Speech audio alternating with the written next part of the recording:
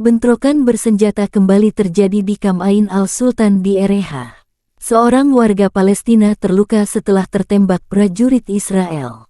Di Nablus, dilaporkan militer Israel mulai menyerang kota. Beberapa penculikan terhadap anggota Hamas telah dilakukan di tepi barat hari ini, melanjutkan kampanye besar-besaran kemarin. Kontak senjata berlanjut di Jenin saat pejuang perlawanan Hamas menghadapi invasi Israel. Perdana Menteri Israel Benyamin Netanyahu menyebut tindakan Israel di Gaza hanyalah permulaan. Politisi tersebut mencatat bahwa Israel tidak akan pernah melupakan kekejaman yang dilakukan oleh musuh-musuhnya dan tidak akan membiarkan dunia melupakannya. Menurut Netanyahu, Israel melakukan serangan dengan kekuatan yang belum pernah terjadi sebelumnya. Perdana Menteri menambahkan bahwa Israel menerima dukungan internasional yang sangat besar. Kami memastikan perang terus berlanjut dan lebih banyak amunisi dan senjata mengalir ke Israel. Kami akan menghancurkan Hamas dan menang, tambahnya. Perang Israel-Hamas memasuki hari ke-8.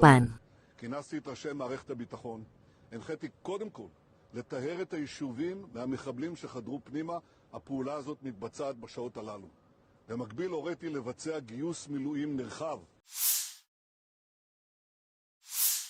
Menteri Luar Negeri Antony Blinken melakukan perjalanan ke Israel, Yordania, Qatar, Bahrain, Arab Saudi, Uni Emirat Arab, dan Mesir sejak tanggal 11 Oktober. Blinken tiba di Riyadh, Saudi Arabia tanggal 14 Oktober. Kunjungan Blinken ke Arab menyampaikan sikap Amerika Serikat dan kecamannya terhadap serangan teroris di Israel dengan sekeras-kerasnya. Menlu juga akan menegaskan kembali solidaritas Amerika Serikat terhadap pemerintah dan rakyat Israel.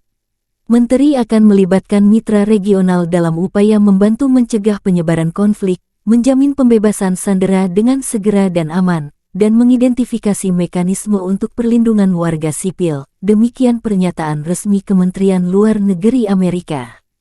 Sebelum ke Arab Saudi, Blinken bertemu Presiden Palestina di Yordania.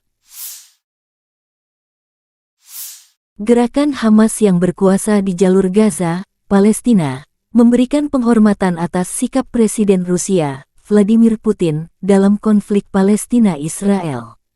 Mereka pun menyambut baik usaha aktif Moskow untuk menghentikan serangan Israel di Gaza. Kami di Gerakan Hamas sangat menghargai posisi Presiden Rusia Vladimir Putin mengenai agresi Zionis yang sedang berlangsung terhadap rakyat kami dan penentangannya terhadap blokade Gaza, penghentian pasokan bantuan dan serangan terhadap warga sipil di sana. Demikian pernyataan resmi Hamas. Presiden Rusia Vladimir Putin mengecam serangan Hamas ke Israel tanggal 7 Oktober lalu. Namun Putin menentang keras militer Israel jika memblokade Gaza. Putin menyamakan tindakan Israel yang secara paksa ingin memblokade jalur Gaza Palestina seperti blokade Nazi terhadap Leningrad selama Perang Dunia II.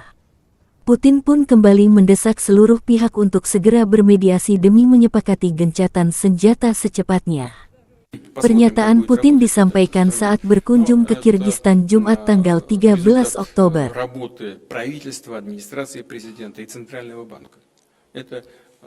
Подписанный мной указ – это результат совместной работы.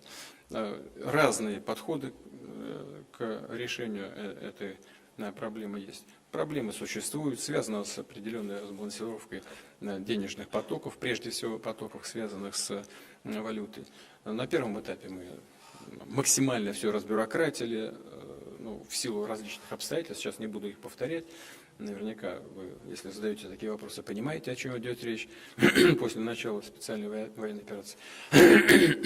Но наши эконом-операторы достаточно быстро справились со всеми проблемами, которые для них пытались создать из-за рубежа. А сейчас есть основания полагать, что и курс рубля колеблется, в том числе и потому, что в достаточном объеме не возвращается валютная выручка для того, чтобы задействовать эту денежную массу на внутреннем рынке. Я не знаю, насколько это будет эффективно. На мой взгляд, эффект будет. Эффект будет, 100%. Повторяю, разные есть подходы. У Центробанка там свои взгляды, у правительства свои, у администрации немножко свои. Но вот подписанный указ – это результат такого компромисса между специалистами, между экспертами, скажем. И, безусловно, логика в принимаемых решениях есть. Мы понимаем и возможные угрозы, связанные с движением капитала. Поэтому ничто не вечно под луной. Посмотрим, как это работает. Значит, посмотрим, как будет работать институт этих специальных уполномоченных Росфинмониторинга. Кстати говоря, хочу обратить ваше внимание на то, что они назначаются не для того, чтобы что-то там регулировать и чем-то управлять, а только с одной целью – иметь достоверную и полную информацию об этих денежных потоках. Вот и все. Чтобы государство было в курсе происходящих событий. Но если уж мы, да, если наши все службы добились определенного компромисса, который вот в этом указе изложен, все исходят из того, что позитивный результат должен быть. Komandan Divisi Gaza Angkatan Bersenjata Israel Brigadir Jenderal Avi Rosenfeld bersumpah menumpas Hamas hingga ke akar-akarnya. Saya tahu bahwa bersama Anda, tidak ada tugas dan tantangan yang tidak dapat kami capai, kata Rosenfeld dilansir militer Israel tanggal 14 Oktober. Saat ini, kami menundukkan kepala atas kehilangan yang mendalam terhadap banyak teman kami di komunitas sekitar jalur Gaza, di IDF, dan di Divisi Gaza. Mereka yang terjatuh dalam serangan mendadak yang tercela ini. Kami menundukkan kepala, tetapi tidak sampai ke tanah.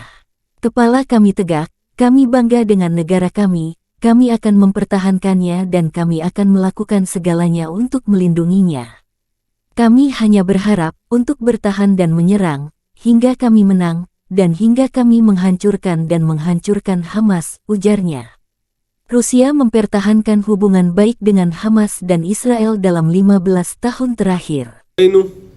הרבים בעוטף, בצה"ל, באוגדת עזה,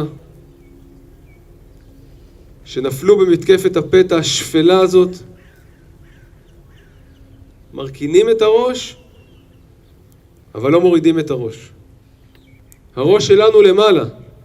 אנחנו גאים במדינה שלנו. אנחנו נגן עליה ונעשה הכל כדי להגן. מפה אנחנו מסתכלים רק קדימה. רק להגנה ולהתקפה. עד הניצחון. עד שנרסק ונשבור את החמאס. Download Tribun X sekarang. Menghadirkan lokal menjadi Indonesia.